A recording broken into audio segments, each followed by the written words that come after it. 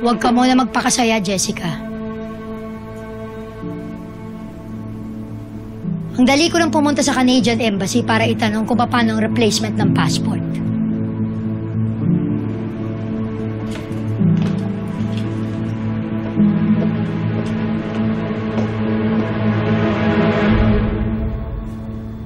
Ate, sa pelikula kasi, yung bida, hahalikan ang picture pag may nakita. Kahit 1 by 1 lang yan.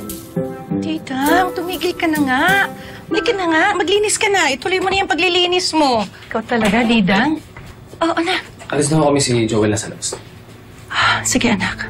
Mare, may nag-text kanina sa akin madaling araw. Hindi ko alam kung prank o totoo. Andres eh.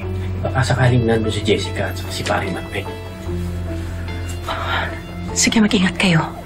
Susubukan mo na namin. Kamagalala. Ako nang bahala sa inaanak ko. Salamat. Hindi ko sila ligtas. Salamat. Ingat kayo, ha? Ingat, anak, ha? Ingat kayo.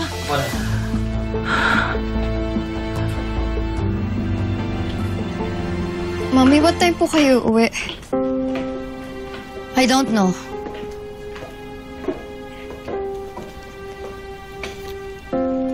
Mami, wala po akong lunch. Can you give me some money para makabili po ako sa labas?